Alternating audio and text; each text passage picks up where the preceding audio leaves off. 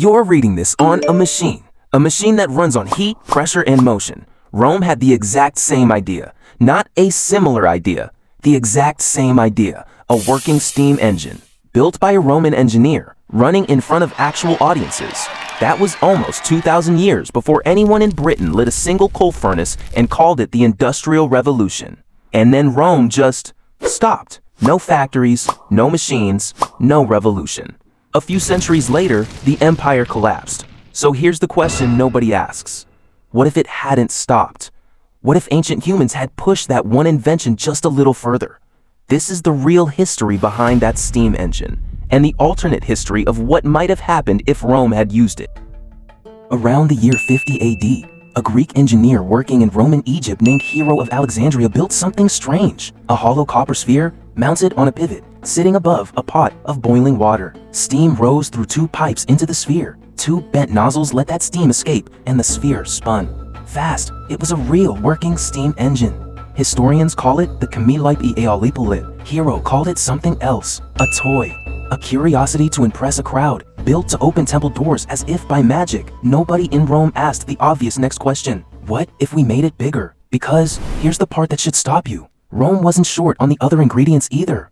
They mined coal, actual coal, dug out of the ground in places like Roman Britain, burned for heating baths and smelting metal. They built enormous water-powered mills, stone gears turning day and night, grinding more grain than 100 men ever could. They had metalworking advanced enough to build the Antikythera mechanism, a bronze device with dozens of interlocking gears precise enough to predict eclipses. Steam power, coal, complex machinery, advanced metalworking.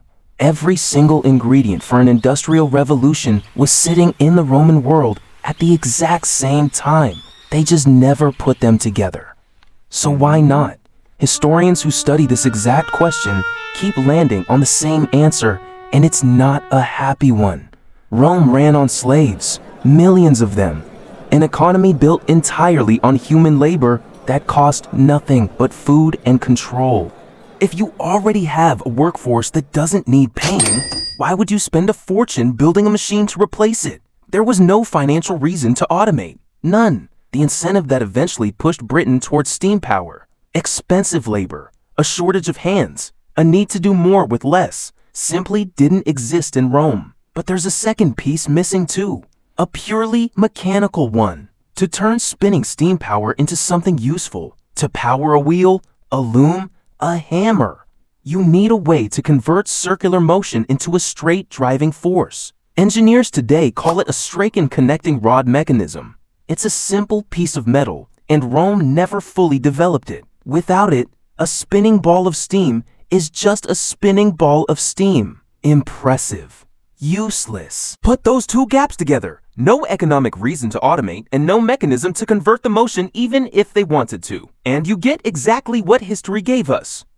A civilization that built the world's first steam engine and used it to open temple doors. Here's where we leave documented history behind. Everything I just told you. The aeolipile, the coal mining, the water mills, the missing crank mechanism, the slave economy. That's real. That's the actual historical record. What comes next is not. This is alternate history. A what if. What if one Roman engineer somewhere in the 2nd century had connected steam power to a crank? What if that first crude engine had been used to pump water out of a mine, the same way Britain's very first steam engines were used centuries later? Small machines don't stay small for long once they prove useful. A steam pump becomes a steam-powered mill. A steam-powered mill becomes a steam-powered forge. Iron gets cheaper. Tools get better. Roads get built faster. And here's where it gets interesting for the empire itself. By the 3rd century, Rome was already cracking under pressure it couldn't outproduce. Currency collapsing. Armies stretched across 3 continents,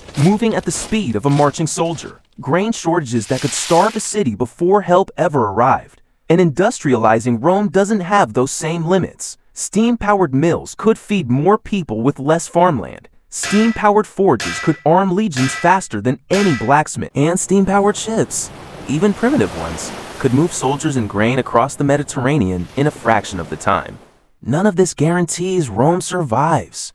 Empires fall for 100 tangled reasons. Plague, politics, invasion, inflation. And no other civilization on Earth industrialized for another 1,500 years either. But an empire that could outproduce its enemies, feed its cities faster, and move its armies quicker is an empire with a very different set of problems. Maybe it still falls. Maybe it just falls differently. Maybe it doesn't fall at all. Here's what should really bother you. Rome didn't fail to industrialize because they were primitive. They weren't. They built roads that still exist, aqueducts that still stand, a legal system modern law still borrows from. They failed to industrialize because the machine wasn't the hard part. The hard part was needing it. And that's the uncomfortable truth sitting underneath this whole story. Progress doesn't happen just because the technology exists. It happens when someone has a reason powerful enough to chase it all the way to the end.